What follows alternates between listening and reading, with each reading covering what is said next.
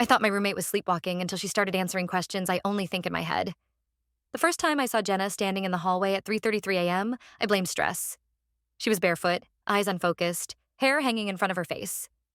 The bathroom light behind her threw long shadows across the tiles. "Hey," I whispered. "You okay?" She didn't look at me. She just turned slowly and shuffled back toward her room, hands brushing along the wall like she was feeling for something only she could sense. In the morning, she had no memory of it. Classic sleepwalking, we decided.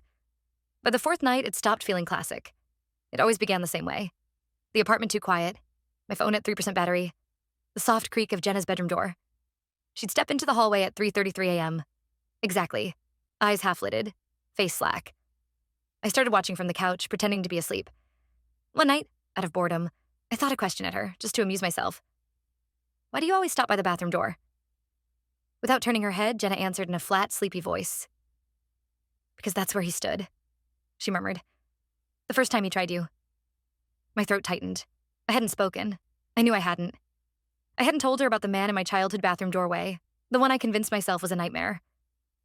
"Jenna?" I said aloud. "What did you say?" She shuffled on, silent now, like a puppet whose strings had been briefly tugged and then dropped.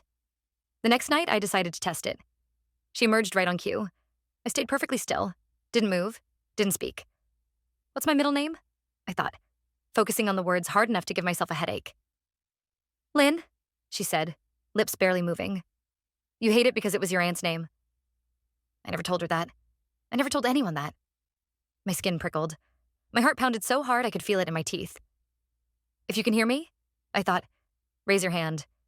Her left hand floated up, palm facing me, fingers trembling. That was when fear turned to something uglier. Curiosity. I wanted to know the limits, how far this went, whether it was just my thoughts she heard or everything. The following night, I sat in the dark and thought something cruel, something I didn't really mean.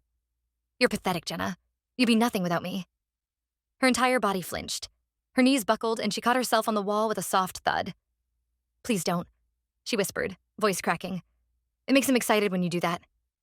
I stared at her. Makes who excited? Her head tilted, just a fraction, like someone had tugged on invisible strings again. When she spoke, her voice was still hers, but the rhythm was wrong. Words too smooth, too deliberate. "You think you're talking to Jenna," she said. "You're not." I stood up slowly. "Then who am I talking to?" She smiled without showing her teeth, eyes still mostly closed. "There are three of us," she said. "You. Her." A beat of silence stretched between us, heavy and waiting. And the one who started answering long before you noticed. Answering